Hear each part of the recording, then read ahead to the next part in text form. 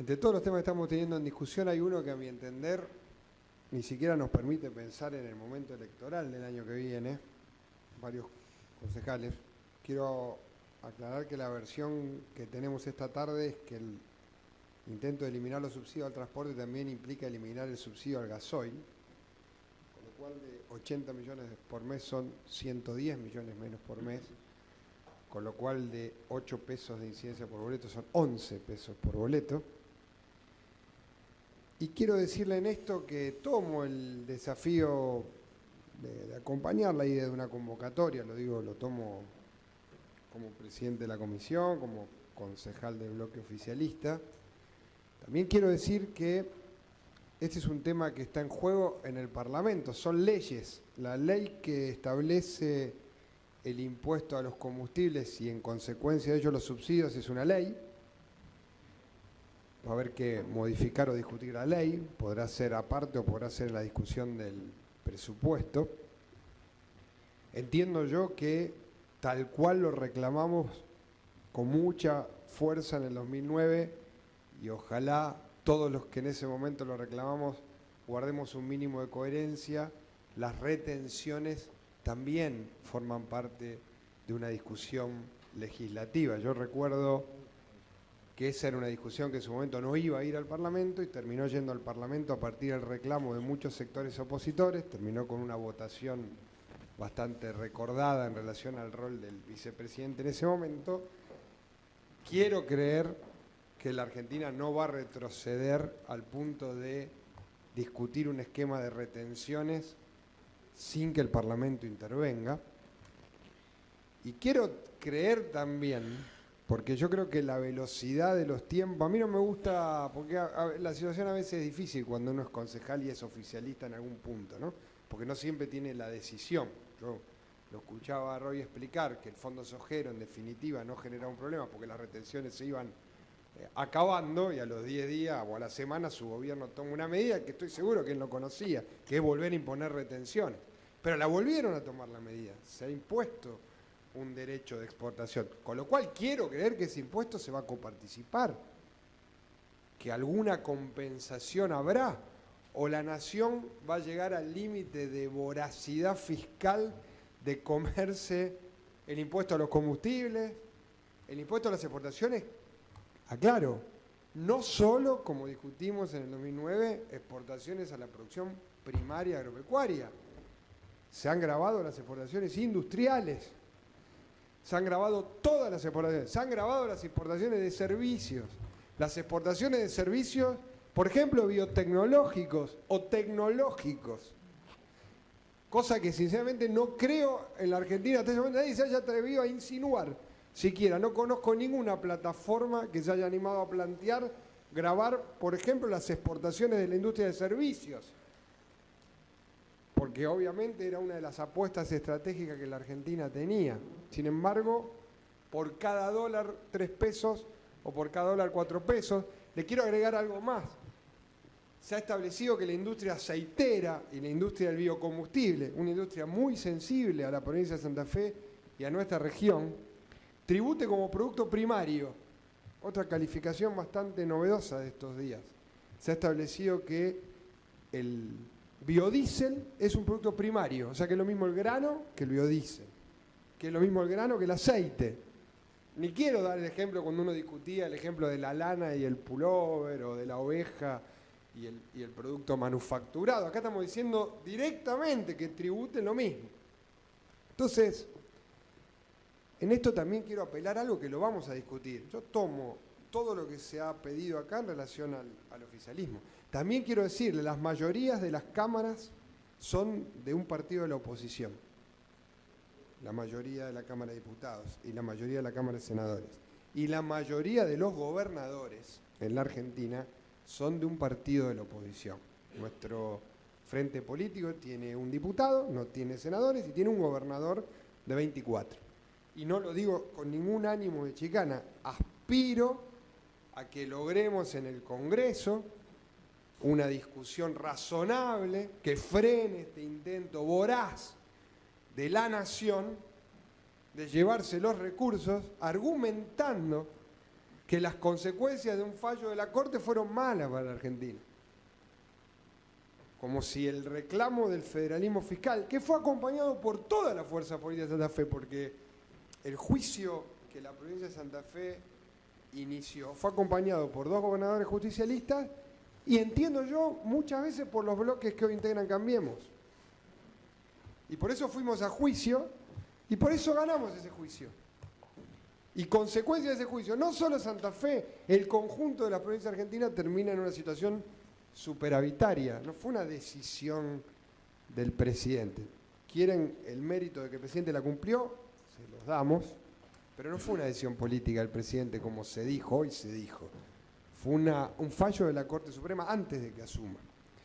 Y digo todo esto no por una pretensión de darle tecnicidad al debate, sino porque la plata, los recursos públicos, tiene mucho que ver con los derechos que muchos han expresado acá. Porque en definitiva, lo que Juan plantea en relación a las deudas de la democracia, lo que muchos hemos planteado acá, y todo tiene que ver con lo mismo. O sea, el Estado de algún modo puede construir derechos si tiene recursos. Yo también quiero decirle, porque se menciona mucho el sistema de salud municipal, quiero aportar un dato más. El sistema de salud pública provincial y municipal viene soportando los efectos de una devaluación de más del 100%. Yo no sé si todos están en tema. Pocos sectores hay donde el impacto de la evaluación sea más fuerte que los sistemas de salud, porque los sistemas de salud funcionan con un nivel muy alto de insumos importados. Vacunas, sueros, medicamentos, todo eso funciona dolarizado en la Argentina. Y también lo quiero decir porque forma parte de nuestro presupuesto. Nosotros votamos un presupuesto el año pasado que no contemplaba, que tomaba las variables del presupuesto nacional que nos decían que a esta altura del año íbamos a tener el dólar a 19 y la inflación iba a ser del 19-20. Tenemos una inflación reconocida en un documento del gobierno, no sé si equivocadamente o no, del 42 y una devaluación de más del 100. Estamos festejando que en el día de hoy el dólar está en 39, 20 y pico. Y si uno ve los titulares, pareciera una buena noticia, pareciera que a partir de que el Tesoro o el Fondo ampliaría el crédito, el dólar está en 39, iba a estar en 19. Es casi el 100 de devaluación. Imagínense eso en muchos insumos diarios que no se han cortado en la ciudad. Milagrosamente, porque también hay que decirlo. Y también lo quiero decir, porque está en debate, es difícil imaginarse políticas de monopolio público del transporte en estas condiciones. La ciudad no fija ni el precio del combustible, ni el valor de los coches, ni el salario de los trabajadores. Yo no me niego a discutir, pero apelo a cierta razonabilidad. Las 3 variables principales del sistema de transporte no las fija el municipio, no las fija. Y tomo lo dicho, y lo hago cotidianamente, concejal Miatero, concejal Tonieri, pero no las fija. Nadie puede decir eso porque estaría mintiendo. Repito, ni el valor de los coches, ni el salario de los trabajadores, ni el valor del combustible. Entonces déjenos tener cierta prudencia a la hora de decir en este contexto queremos un transporte 100% municipal. Déjenos también tener prudencia en una de las pocas ciudades que tiene sistema público de transporte, que tiene empresa municipal. También vale decirlo, hay muchos partidos de la oposición que en sus municipios no tienen sistema público de transporte. Y vuelvo a decir, no lo digo en ánimo de chicana, son pocas las ciudades que se han animado a tener, aunque sea algún ejemplo de empresa pública de transporte. La gran mayoría no lo ha hecho. En el conurbano porque fueron financiados por subsidios de nación, que hemos discutido mucho, en relación al monto y a la proporción, pero el sistema metropolitano siempre estuvo financiado por el conjunto de los argentinos, porque poníamos plata por litro de nafta para financiarlo, y en el interior no. Por eso el promedio de los boletos del interior, tomen la ciudad que quieran, es casi el doble de lo que era. Y va a seguir la misma lógica, porque mire lo que ha pasado. Ha aumentado casi el 100% el boleto en Capital y el Gran Buenos Aires, pero si uno aplica la política de retiro de subsidios va a pasar lo mismo, va también a aumentar el 100% el boleto en las ciudades que pierden esos subsidios. Y lo digo apelando a un debate que yo creo que siempre es positivo. Yo quiero aclarar, porque creo que recién lo mencionó Karen, lo expresé públicamente en parlamentaria, asumimos como un gran error no haber intervenido en la reunión pasada. También quiero hacer una última y breve reflexión. La democracia tiene deudas, muchas. Si uno mira la foto, a mí me tocó empezar la vida política cuando se recuperaba la democracia, muchos acá. Y era una, si se quiere, una aspiración casi al nivel de la mayor ilusión de que la democracia iba a solucionar muchos problemas en la Argentina. La foto de hoy no es una buena foto. Los años de continuidad democrática, nadie, no importa en qué sector político haya militado, aspiraba a eso. Pero una vez le preguntaron a Ricardo Lagos, es una frase que a mí me gusta siempre recordar, porque sobre todo en momentos en que uno analiza las deudas, ¿cuál era la diferencia, cuál era el valor de la democracia? Él dijo, en América Latina no distinguir el valor de la democracia o de la no democracia es no saber distinguir entre la vida y la muerte. Y creo que eso sigue teniendo cierta vigencia. Lo digo porque a veces el desencanto nos hace olvidar lo anterior. De Hannah Arendt vamos a hablar después, cuando seamos de ver cerveza, café de por medio. No me resulta feliz ejemplo, pero no lo quiero traer a la polémica acá, porque es un ejemplo que apela a otra cosa y que además generó todo un gran debate, ese texto particularmente de Hannah Arendt en la comunidad judía y en los que analizaron el genocidio. En muchos casos fue hasta una justificación de las obediencias de vida en los regímenes autoritarios. Pero lo que digo es, me parece bien, quiero intervenir en términos de valorar el debate, me parece que hay que meterle más discusión a esto. Estos son temas bien de lo que nos va a tocar. Nosotros tenemos mucho temor, lo digo de lo que va a pasar el martes o de la aprobación del presupuesto que se dé, porque coincido también en que a veces hay una simplificación de las consecuencias que no mide el efecto de fondo. El efecto de fondo es mucho más grave del que se piensa. No es que el boleto valga 30, 32, 33 y cómo nos posicionamos frente a eso. Es el derrumbe del sistema en Argentina que tiene que ver con el sostenimiento de los transportes públicos en las ciudades. Y hay que decirlo concretamente tal cual es.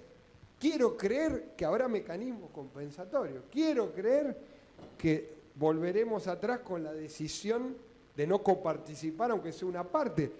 Lo digo habiéndonos peleado mucho con el kirchnerismo a partir de la 125, precisamente por exigirle que coparticipen las retenciones que habían fijado. Una vez dada, el fondo sojero es una consecuencia de cómo terminó el debate de la 125 en relación a cómo quedaron fijadas las retenciones y cómo eso se iba a repartir. A nadie se le hubiera ocurrido en ese momento, y mire que fue duro el debate, y duró meses, y hubo protestas, fue muy duro el debate. Concejal, y en esto le lo pido digo que vaya redondeando. apelo y termino. Yo creo que es un tema que hay que seguirlo en el debate, porque insisto, Estado sin recursos no genera derechos. Después uno puede tener la visión política que quiera. Estado sin recursos no genera derechos. Y a veces acá discutimos muchas cuestiones que tienen que ver con el reparto de los recursos y a veces tenemos cierta liviandad, yo asumo la parte que nos toca, en las consecuencias de algunas decisiones que vivimos a diario. La de los insumos dolarizados del sistema de salud la marco porque es el 20% y pico de nuestro presupuesto y no hemos tenido, o no se ha mencionado tanto, tiene una incidencia alta. Son varios puntos de nuestro presupuesto solamente en el impacto de la devaluación en el sistema de salud. Nada más, presidente. Gracias.